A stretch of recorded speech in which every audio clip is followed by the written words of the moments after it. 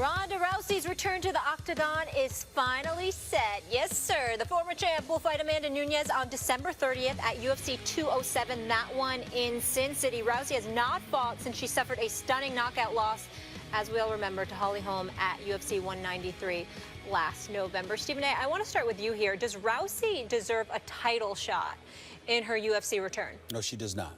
No, she does not. And I have profound respect for Ronda Rousey, and I'm very fond of her. I mean no disrespect whatsoever. She didn't just lose to Holly Holm, she got beat up. If you're coming back and you're fighting Holly Holm, that's different. Because you're fighting somebody that beat you up, that match makes sense. You get an opportunity to avenge what transpired against you and what you suffered from. Or I wouldn't even have a problem if, let's say, for example, she happened to lose, and then Holly Holm steps in the ring with somebody, Amanda Nunes or anybody else, and she loses, and then that's it. But the amount of time that Ronda Rousey has spent away from the game itself, it will be more than a year. We saw her on, and I'm not joking about any of this. This is not funny. We saw her on the wonderful show Ellen, acknowledging that she was almost suicidal. She wanted to die. You understand? This is some serious, serious psychological damage that has been done to her. I think it's something that you could potentially overcome if you're going into the ring, Max, with the person who beat you. But when you step away from the game, particularly the fight game, for such a lengthy period of time, and then you just come back and you're thrusted into a quote-unquote title shot, and it's not against the person that you're trying to avenge. Now we've got to take all of those ancillary things into consideration. The amount of time off, your mental state of mind, et cetera, et cetera. And that is why I don't believe she deserves this title shot. If it were Holly Holmes, then it makes more sense because the level of urgency, focus, et cetera, you're trying to avenge a beatdown. But just to be thrusted into a title slot against a champion who's somebody that you haven't faced, I'm saying there are others who have been fighting that deserve that. You need to show that you're willing to work your way back. You wouldn't need to do that if it were Holly Holm. But against anybody else, you need to show that you're working your way back to that level of prominence. Yes, she does deserve the title shot. And I totally disagree with you. Now, I'll say this. Whether she should take the title shot is another story. And I've spoken to Dana White about this, and he and I just don't see it the same way. I think particularly against Holly Holm, you don't take that shot. The old saying in the fight game, at least in boxing, is if one fighter knocks out another fighter, they'll do it again in the rematch, but quicker. I don't think it's a good idea to get right back in with a fighter that stopped you.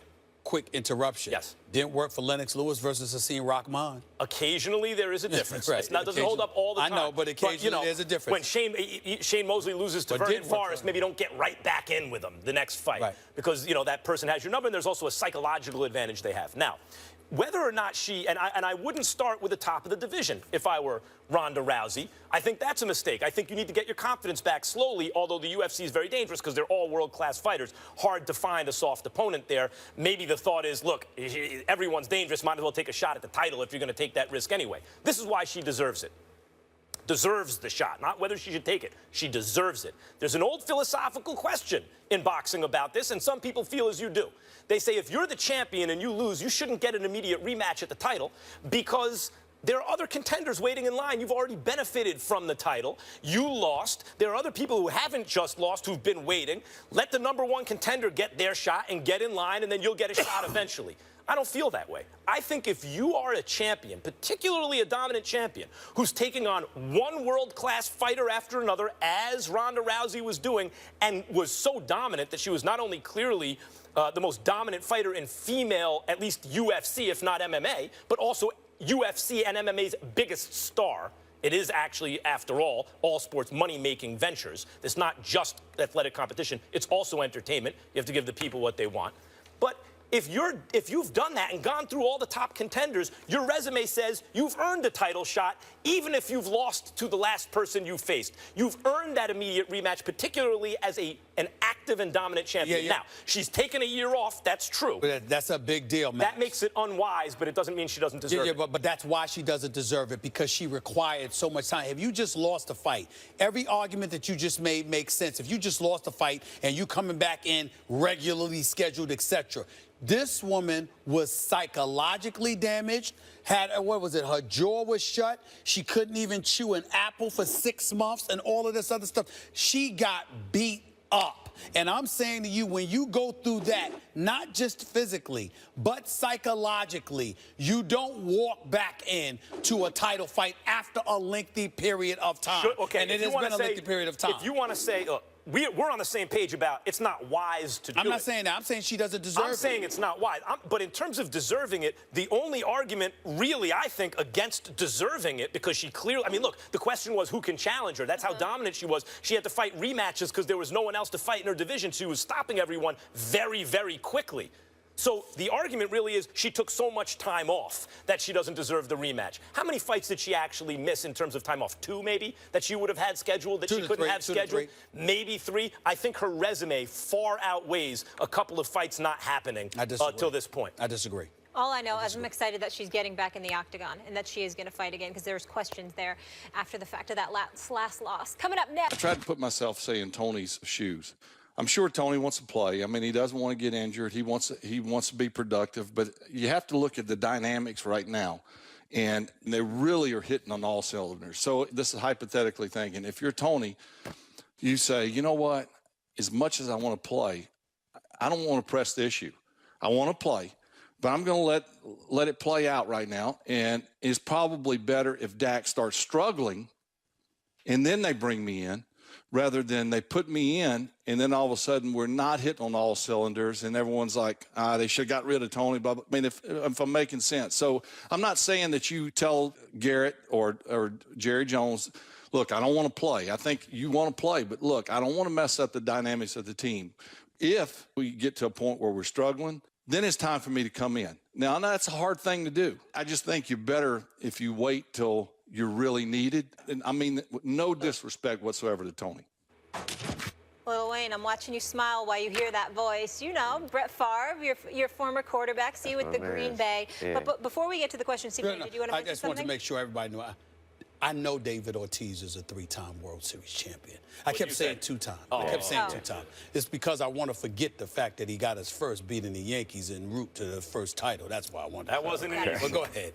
Go ahead, man. You okay with your former quarterback, Brett Favre, saying that about Mr. Romo? Yeah, I think it was very wise. And everybody's kind of, they like, what's wrong with? They're like, oh, that's not Brett, that's not Brett who you. They think Brett, he said this about Aaron, and that's the Brett that retired but came back, and that's the Brett that would never. It's not my job to help her. That's not that Brett.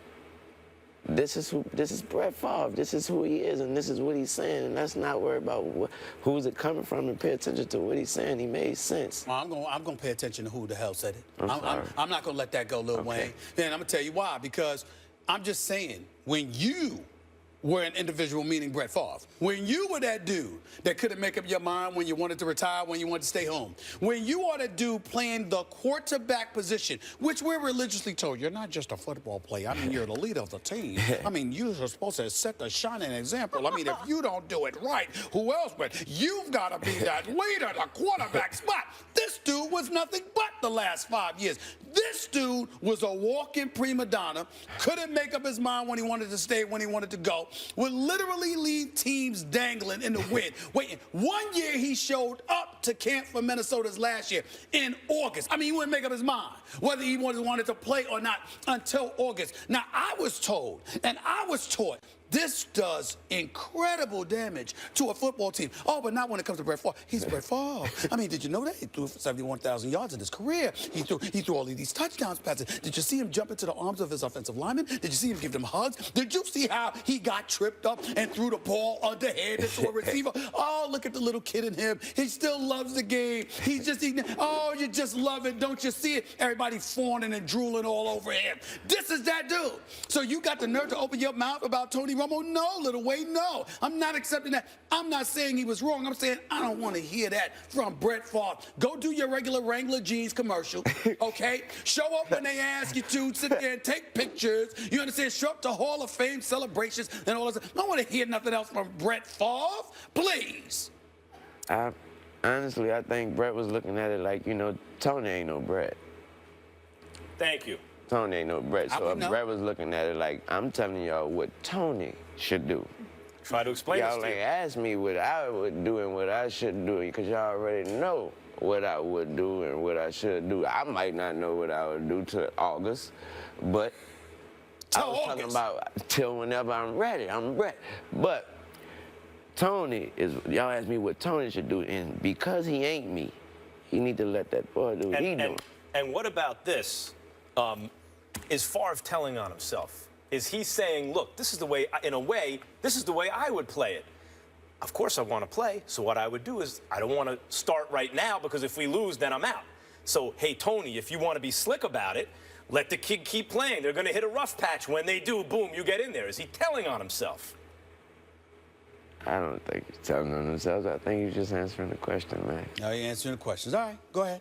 Go ahead. I'm glad you were focused on the message, the only one here. The messenger. It's so touching. It's so touching. It's so touching. Let's change Brett subjects, Favre. can we, Stephen Brett A? Favre, please. Go do your Wrangler commercials.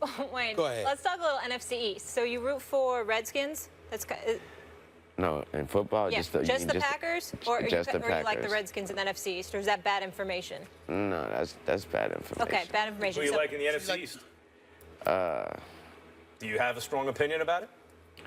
I mean, I believe the Redskins would be a lot better if they located D-Jack more. He's a great receiver, and he's kind of invisible sometimes. Well, you know what it is? I watched him last week. Deshaun Jackson's who you're talking about. Yeah. He was very frustrated. Actually, he was targeted. Kirk Cousins just overthrew him about 3 times. Exactly. You know, so this is what you have in the nation's capital, okay? When I look at the NFC East, you know, these folks, they don't get it. They don't get it, Lil Wayne. They don't understand how I'm plotting. Because you do know this about me with the Cowboy fans. I think they're disgusting. I think they're the worst fan base in American history. I can't stand the Cowboy fans. I can't stand them, okay? They make me sick. But I will tell you this. Shout out, Ant. Everybody thinks that I want the Cowboys to lose. You know, they don't understand. Go ahead and let them win. Let them get right up there, Max. Let them get right up there to the tip. Let them get right up there. Let them get to the NFC Championship game. Let them have a lead in the 4th quarter. Let them be up by 20 and then blow it. I want an epic failure. That's what I want. I want to lick the tears off the fans' face like That's what I'm after. And that's the more heartbreaking it is, the sweeter the tears. And I hope that Jerry Jones and the Cowboys invite me to Texas Stadium, because you know what I'll do? I will party with Cowboy fans for a tailgate party and laugh right in their face when it happens. I would do it. I really would. I really would. I'm silly. Speaking of Deshaun Jackson, right? You know how hard it is to overthrow Deshaun Jackson? Exactly. How do you overthrow that guy? I mean, the quarterback play in Washington, except for RG3's rookie year, has not been consistently good in how many years? Well, Kirk Cousins played well last year, but it was against mediocre talent. Yeah, and it was for a few games. It was some spurts to me. It wasn't, you know, I thought that was what I actually thought was happening was how we blow. When I say we, I mean us, America, how we just blow things up, you know. I might make a shot behind my, Lil Wayne's the best basketball player. You know, I think that was what's happening. Gotcha. What he said, you like that or something like that? You like that? Yeah. You like that? That's why the Green Bay Packers ended their season by saying, you like that? Hey, who you telling? The division up for grabs, like always, but clearly Carson Wentz and Dak both putting on a show. But let's get your thoughts on the Lakers real quick. First time without Kobe for 20 seasons. What are your expectations? I don't have any. Smart. I don't have any expectations. I'm just gonna watch and enjoy and see what we have, see what we're doing, and I think they should go out there the same way, just have fun and play ball, and then just try to figure something out for the time being. I don't have any expectations. I mean, let me make news today. Okay. I've decided I'm gonna be a little bit nice to Jim Buss this year. Even though I believe that he played a very significant role in ruining this franchise. I've gotten on him enough. And now that they've hired Luke Walton, who I like, who I'm confident will do a good job eventually, I'm going to sit up here and try to give the Los Angeles Lakers a little pass here. I'm hoping. I was just in L.A., a couple of days ago. I did the Jimmy Kimmel show. While I was in L.A., that little buzz, that fever that you felt when Kobe was there, totally gone. It's not there now. Let's see what happens. Well, I mean, one of the good things about Kobe being so bad the last couple seasons of his career, they extended his contract before he ever showed he could play again. After the Achilles, he was never the same. He had games here and there, but basically was a terrible player, especially for one who touched the ball so much. But the benefit was fans, Lil Wayne and others, want to see Kobe. You got that. Lakers fans got to build through the draft, and now they have an interesting young nucleus and a lot of cap space going forward. Even though I don't love the way they handled it in this offseason, they still have some flexibility going forward. They already messed up because even though he's a decent player with promise, you don't draft D'Angelo Russell ahead of Jaleel Okafor. Yes, you do. No, you don't. Yes, you do. We got a lot to talk about in the NBA. Yes, we do. Wayne, appreciate you. Always good to see you. Thank you so much for being here with us. Come back again soon.